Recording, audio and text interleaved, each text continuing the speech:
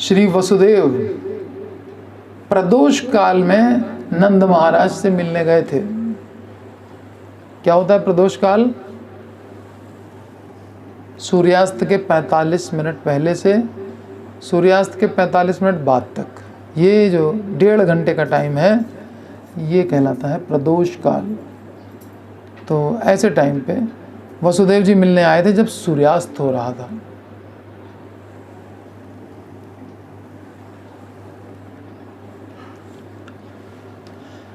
उनसे ब्रिज में अनिष्ट की बात सुनकर श्री नंद महाराज और उनके सभी साथी गोप तुरंत ही गोकुल जाने को तत्पर हुए। बैल सब खुले हुए थे, सब ला करके कहाँ है मेरा बैल, कहाँ है मेरा बैल, सब बैलगाड़ी में लगाना और तैयारी चालू इमीडिएट। तो अब वो भी बैलगाड़ी तैयार करते करते, सब सामान सेट करते करते देर हो गई, 8-9 बज गया होगा। अब जाना था गोकुल मथुरा से। गोकुल है करीब 30 किलोमीटर, वर्तमान में जो हम लोग जिसको गोकुल कहते हैं। तो इसका मतलब निकलते निकलते रात हो गई। अब वहाँ तो ये जन्माष्टमी के बाद अब देखिए दिन छोटा होने लग गया। हम 9 बजे तक तो पूरी रात हो जाती है।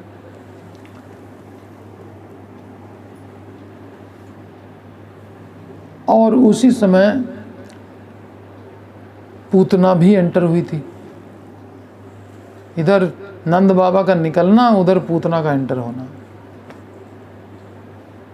बस यही 6-7-8 घंटे का पूतना का खेल था। उतने में जो उसको करना था उसने कर लिया गोकुल में। बाकी और मथुरा मंडल में जहाँ जहाँ और दिन बिताए होंगे उसने, लेकिन गोकुल में केवल बस वही 2-3-4 घंटे, बस जब तक नंद बाबा पहुँचे। तो गोकुल में उसी रात ये भी एंटर हुई पूतना। कृष्ण पक्ष चल रहा था, जन्माष्टमी के बाद 6वां-7वां दिन था कृष्ण पक्ष। और कृष्ण पक्ष का मतलब चंद्रमा घटता जा रहा है। अष्टमी में जितना घटा था 6-7 दिन बाद और घट गया। अमावस्या आने वाली है 1 आध दिन में। अब बिल्कुल उजाला नहीं, एकदम अंधेरी रात है। और मौसम बरसात का भी है, तो बादल भी छाए हैं, तो बिल्कुल अंधकार। तो कृष्ण पक्ष की घोर अंधेरी रात, और रात का दूसरा प्रहर हो गया। सूर्यास्त के बाद पहला प्रहर, फिर दूसरा प्रहर। सूर्यास्त मान लो 6 बजे हुआ, तो पहला प्रहर 9 बजे तक, दूसरा प्रहर 9 से 12। इन 9 से 12 के टाइम की बात चली।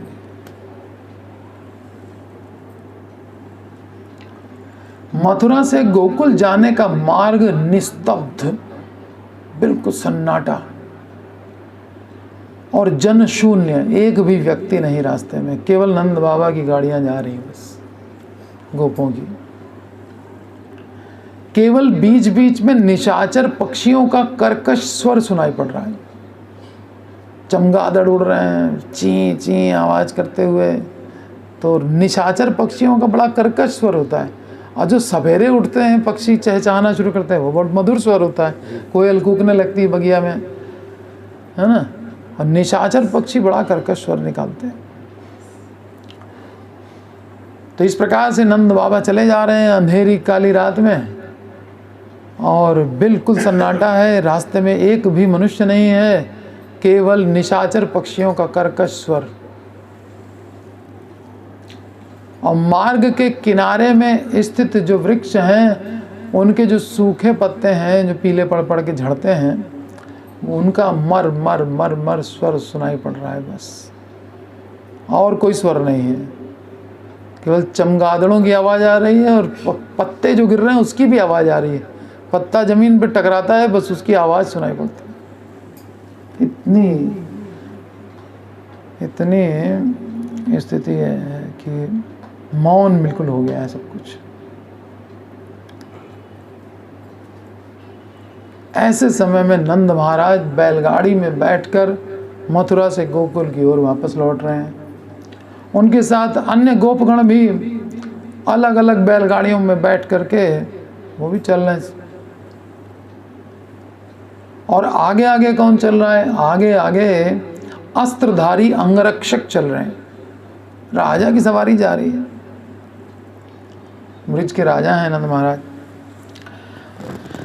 और उनके भी आगे कौन चल रहा है? मशालधारी लोग चल रहे हैं रास्ता दिखाने के लिए। आगे आगे मशालें हैं, उसके पीछे अंगरक्षक, उसके पीछे पीछे नंद बाबा की सवारी, और उनके पीछे और जो उनके गोपगण साथी। काली अंधेरी रात, कृष्ण पक्ष की अमावस्या आने वाली है। पक्षियों का कर्कश स्वर, पत्तों के गिरने की आवाज़ें, मन में चिंता, भय, क्या हुआ होगा गोकुल में। चले जा रहे हैं सब के सब सन्नाटे में, क्योंकि कृष्ण से तो सभी का अगाध वात्सल्य है, सब गोपों का, सब प्रेम करते हैं, इसलिए कोई आपस में बात ही नहीं कर रहा है। बस नंद बाबा ने जब से कह दिया उसके बाद एकदम मौन हो गए सब।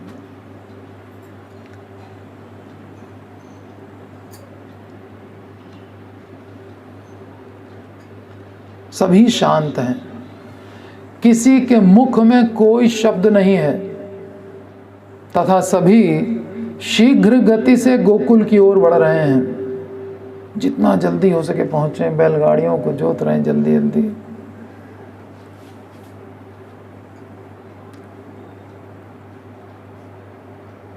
मुंह से आवाजें निकाल निकाल करके बैल चला रहे हैं।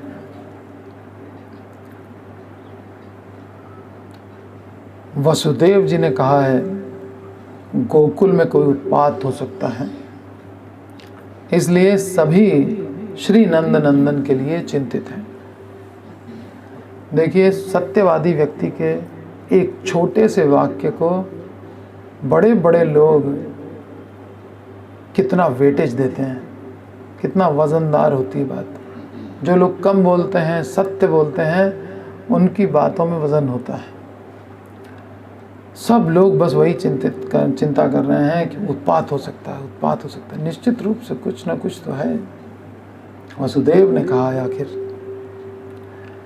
श्री नंद बाबा अपनी बैलगाड़ी में अर्धशायित अवस्था में नेत्र मूंद कर लेटे हैं, टेक लगा करके ऐसे आधे अधूरे वो करके बैठे हुए हैं। बस बैलगाड़ी चल रही है ऐसे ऐसे, चिंता मग्न है, आंखें बंद हैं लेकिन निद्रा नहीं है। नंद नंदन के लिए सभी चिंतित हैं। कभी कभी उठकर रास्ते की ओर दृष्टि डालकर नंद बाबा देखते हैं कहां तक पहुंचे। पर्दा हटा करके देखा करते हैं बाहर।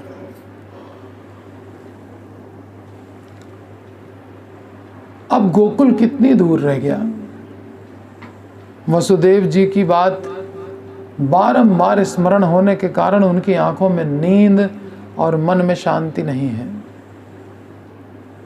इसलिए वे हे नारायण रक्षा करो, लंबी लंबी सांसें लेकर के इस प्रकार से बार बार यही वाक्य निकालते रहते हैं, हे नारायण मेरे पुत्र की रक्षा करो, हे नारायण रक्षा करो। इस प्रकार से वो शरण ले रहे हैं नारायण की। लंबी लंबी सांसें लेकर धीरे से अपने कुल देवता से प्रार्थना करते हुए मन ही मन चिंता करने लगे कि वसुदेव जी की बात झूठी नहीं हो सकती। दुरात्मा कंस ब्रज के अति निकट ही स्थित है। तो कौन सी दूरी है, यहाँ तो बैलगाड़ी से हम पहुंच जाएंगे 2-3 घंटे में। अब ये भी एक चिंता का विषय कि कंस तो पास में ही है, हम पहुंच भी गए और बचा भी लिया तो ये कंस तो यहीं पे है पास में। समस्या तो नजदीक है।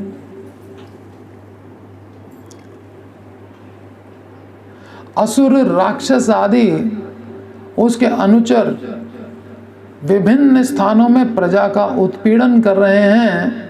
यह समाचार प्रायः ही सुनने को मिलता रहता है। अक्सर ये न्यूज़ आती रहती है कि कंस के साथीगण जो हैं उत्पात मचा रहे हैं जगह जगह। ऋषियों को मारने के लिए तो सबसे पहला आदेश था, यही उत्पात है सबसे बड़ा।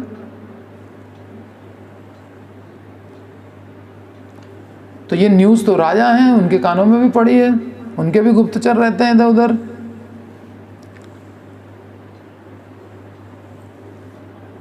तो ये प्रायः ही ऐसे समाचार आते रहते हैं नंद बाबा के पास। परंतु उन्होंने अब तक गोकुल में या हमारे व्रज में कोई अत्याचार नहीं किया। यह केवल श्री नारायण की ही कृपा है कि अभी तक गोकुल पर निगाह नहीं उठी थी कंस की। अतः अब ये भगवान की कृपा है, आज तक तो कोई असुर नहीं आया वहाँ, या कंस का कोई सैनिक भी नहीं आया। हम टैक्स भी देने इसीलिए खुद ही चले गए कि उसको आश्वासन मिल जाए कि हाँ भाई मेरे अंडर में ही है, देखो राजा खुद आ रहा है टैक्स देने, अपने आप को कुछ बड़ा नहीं समझ रहा है।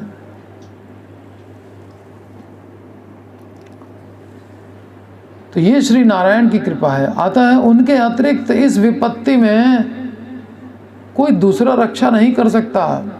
अभी भी जो समस्या सामने आई है, जो वसुदेव ने कही है, उसमें भी रक्षा तो यही करेंगे नारायण, और कौन करेगा। उन्हीं की कृपा से मैंने पुत्र रत्न प्राप्त किया। अब यदि वे ही रक्षा करें तो फिर गोकुल में लौटकर अपने पुत्र का मुख देख पाऊंगा। भगवान की कृपा होगी तो पुत्र दर्शन होगा।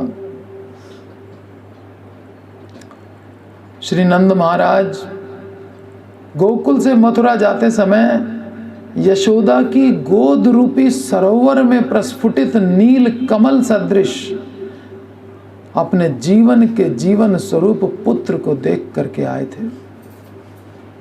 यशोदा की गोद है सरोवर, उस सरोवर में निकला है नील कमल।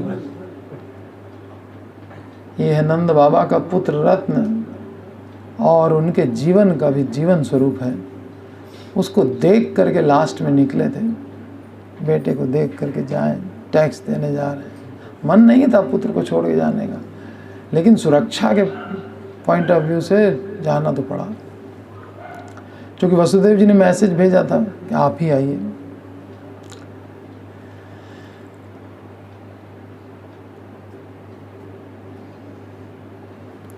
अब कब देख पाऊंगा, भगवान की कृपा होगी तो पुत्र का मुख फिर से देख पाऊंगा। यशोदा की गोद में बैठा हुआ नील कमल जैसा मेरा पुत्र।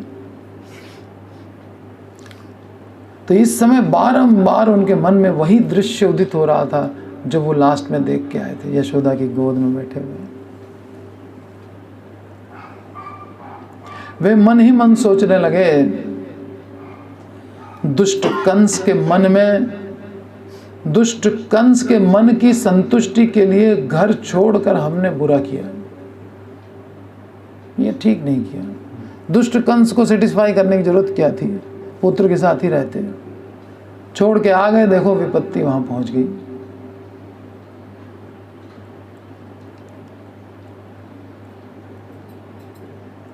दुष्ट कंस के मन, वही संसार की तुष्टि क्या होती है, माया भाव। तो नंद बाबा अपने लिए ऐसे सोचने लग गए, बेकार में हम संसार की तुष्टि, कंस की तुष्टि के बारे में सोचने लगे।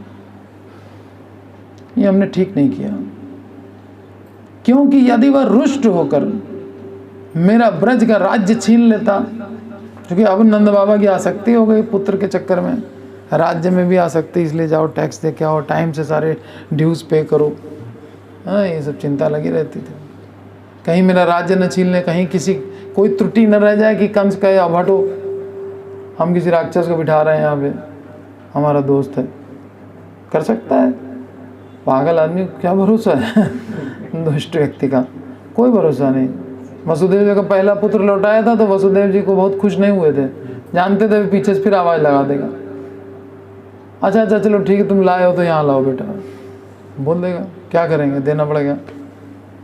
तो कोई प्रसन्नता नहीं, वास्तव में उसने बुला भी लिया।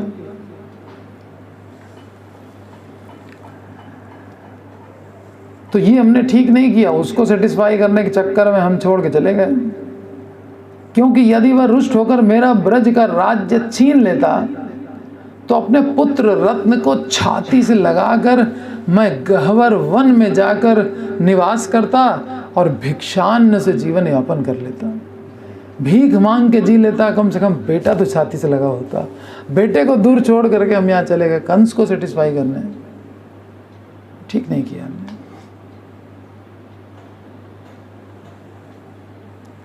ये नंद बाबा रास्ते में सोचते चले जा रहे हैं।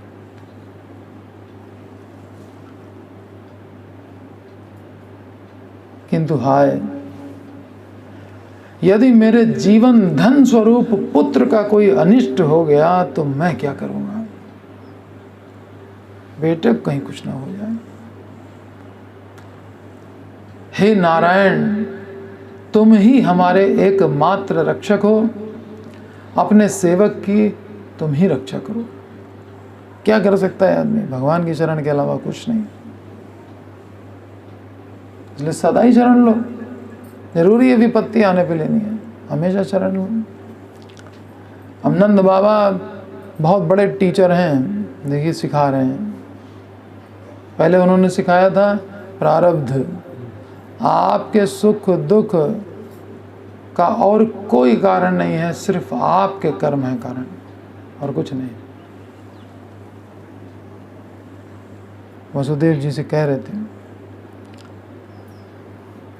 और अब ये सिखा रहे हैं कि भगवान के अतिरिक्त और कोई रक्षा नहीं कर सकता। यदि मेरे जीवन धन स्वरूप पुत्र का कोई अनिष्ट हो गया तो मैं क्या करूंगा।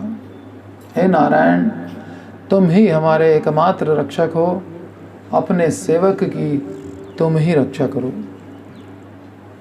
इस प्रकार नाना प्रकार की चिंताएं करते करते नंद बाबा बैलगाड़ी में बैठकर तीव्र गति से गोकुल की ओर अग्रसर हो रहे थे।